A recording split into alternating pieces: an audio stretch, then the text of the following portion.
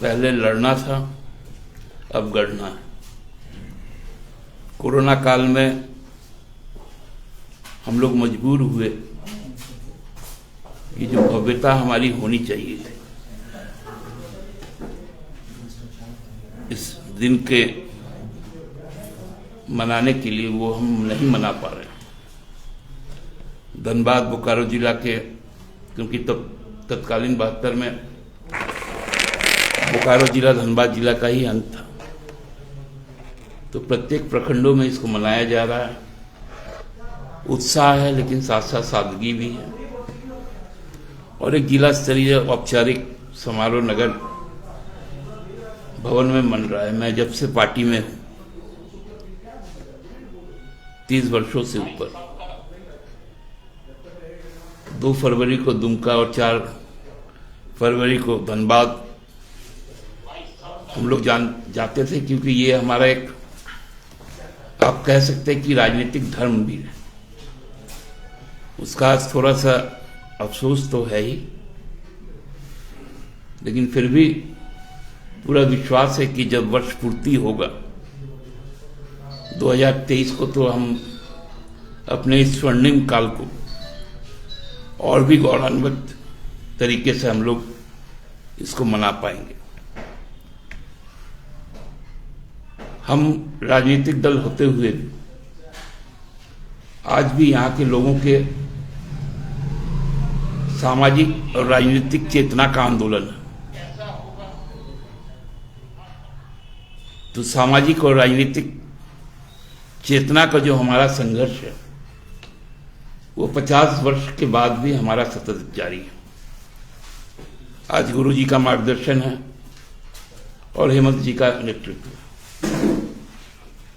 इसलिए हम लोग कह सकते हैं कि इस राज्य को अब गढ़ना हमारे लिए प्रमुख दायित्व है, क्योंकि लगातार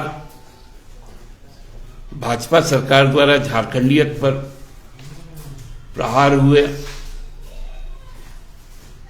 शेड्यूल 5 के तहत जो हमें संवैधानिक कवच मिला, उस पर प्रहार हुआ,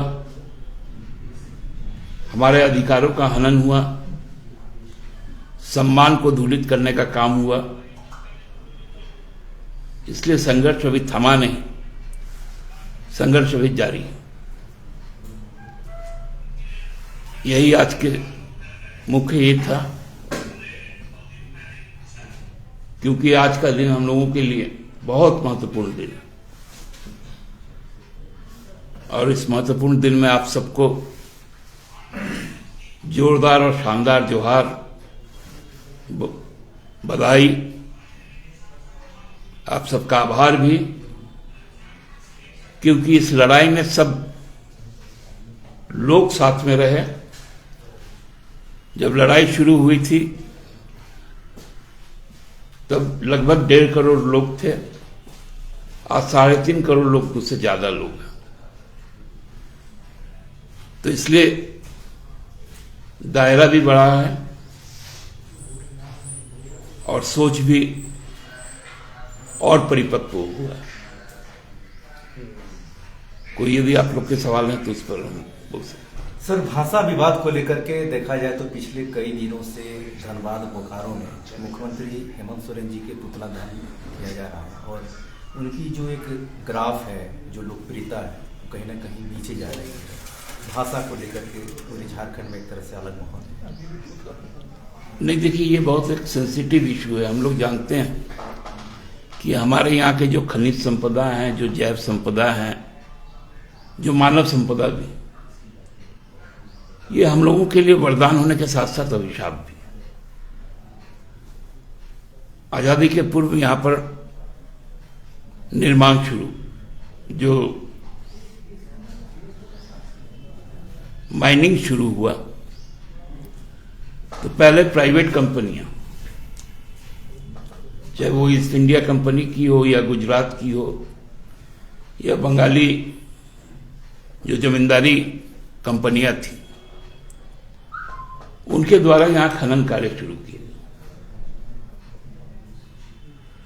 उसके कारण बहुत सारे लोग बाहर से भी आए। तो बाहर से आने के कारण एक डेमोग्राफिकल चेंज आया, जनसांख्यिकी का जो परिवर्तन, जिसके कारण लैंग्वेज भी बदला, कल्चर भी बदला, जीवन यापन के तरीके भी बदले। मेरा तो मानना है कि यहाँ के जो एंथ्रोपोलॉजी और जो सोशियोलॉजी के जो एक्सपर्ट्स हैं, उनको मिलकर एक पॉलिटिकल सॉल्यूशन लेना चाहिए। ये भी सच है कि भाषा संस्कृति को बचाए बनाए अक्षुण्ण रखना, उसको और सुदृढ़ करना, क्योंकि रविन्द्रनाथ टैगोर का एक पंक्ति है कि मातृभाषा मातृदुग्ध सम। जो मातृभाषा होती है वो मातृदुग्ध के समान। तो और वो उसके साथ उसका नाभि का संबंध होता है। तो ये इतना सेंसिटिव इशू है, हमको लगता है कि सबसे बेहतर तरीका इसका जो डायलॉग है उससे इसको निकाला जा सकता है। हेमंत बाबू ने बहुत खुले मन से चीजों को लिया है।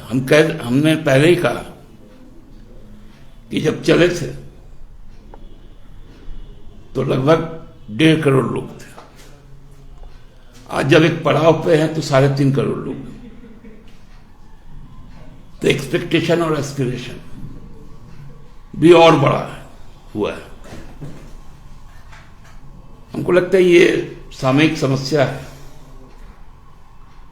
और ये सामयिक समस्या को यदि कोई हवा देगा तो अनुचित है। समाज ही इसका हल निकालेगा, ऐसा मुझे विश्वास है। सर, पूर्व मुख्यमंत्री रघुवर दास ने कहा कि ट्रॉफी को लेकर के जिस सदन में विधानसभा के अंदर इस पर विराम लग गया था, लेकिन इधर एंटी करप्शन ब्यूरो को फिर जांच का जिम्मा सीएम ने आदेश दिया है, यानी अपनी स्वीकृति दी है। उनका कहना है कि जिस तरह से आप लगातार उनका विरोध कर रहे हैं, कहीं ना कहीं नहीं, देखिए ये तो हम लोगों के लिए भी शर्मसार होने की चीज है कि राज्य का मुख्यमंत्री टॉफी चुरा के खा ले। अरे लड्डू पेड़ा रसगुल्ला खाता तो कोई बात था। अब 4,000 करोड़ का चूहा यदि डैम खुदर सकता है तो कम से कम इनको कुछ बड़ा खाना चाहिए था। जब चूहा में उतना ताकत है, पलामू की तरफ एक बोली है, मूस मोटाइयां लोड़ा हुई है, तो वही लोड़ा से ना टूटा था, तो आप टॉफी क्यों खा रहे हैं? आप तो कंबल घोटाला किए हुए और गंजी घोटाला करते हैं। अरे तंबू घोटाला होना चाहिए था। इसलिए जांच हो रही है कि आपने राज्य को शर्मसार किया, क्योंकि आप लोग तो पूरा देश निगल सकते हैं। अभी बजट में रेल निकल गए, LIC निकल गए, तो जहां कैपेसिटी आपका इतना बड़ा था वहां टॉफी क्यों चुराते?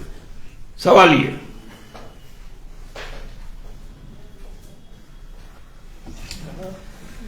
पत्रकारों को लेकर मुख्यमंत्री ने कहा था कि जो है कुछ पत्रकार जो है जेल में भी नहीं हो सकते हैं भारतीय जनता पार्टी के कार्यालय के बाहर। देखिए, वो जो बातें हैं वो जिनके लिए कही गई थी उनको समझ में आ गई।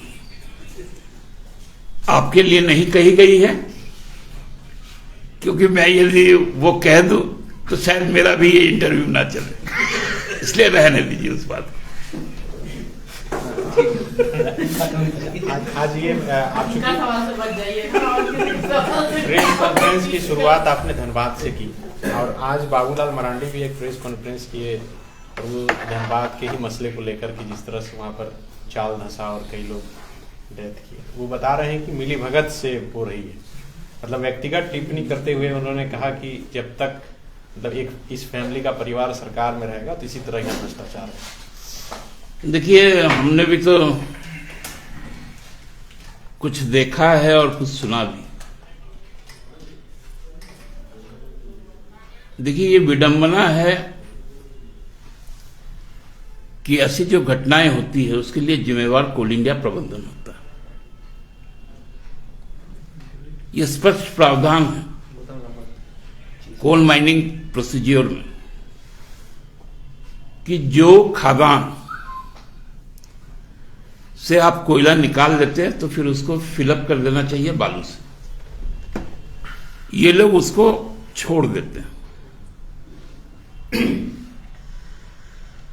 और उसी में ये अवैध काम, क्योंकि रोजगार उस एरिया के लिए वही है। और ये तो इलीगल माइनिंग में ये चाल धसा है।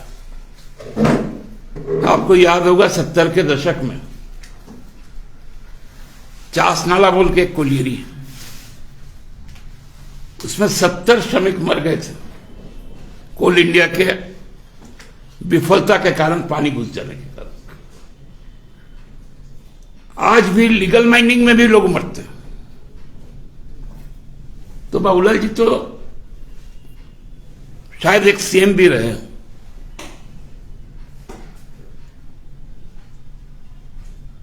उनको तो ये चीजें आई हैं, केंद्र में मंत्री रहे हैं, सांसद रहे हैं, तो उसका ध्यान आकृष्ट कौन करवाएगा? 16 सांसद हैं। क्यों ये पट्टी माइन से? क्यों नहीं कोल इंडिया इस पर व्यवस्था लेती? और ये आज का समस्या नहीं है, ये हमको लगता है कि 100 साल पुराना समस्या। और अब जो बाबूलाल जी का फ्रस्ट्रेशन है, देखिए, मैं तो फौजी स्कूल में पढ़ा हूं, मुझे मालूम है कि फौज को क्यों कदम ताल करवाया जाता। कदम ताल के कारण उनके सर पर एक असर होता है। तो चूंकि बाबूलाल जी कुतुब मीनार से सीधा कूदे थे तो एड़ी पे ही आए थे, तो उसका असर हुआ है कुछ, इसलिए इस तरह की बाकी बातें करते हैं।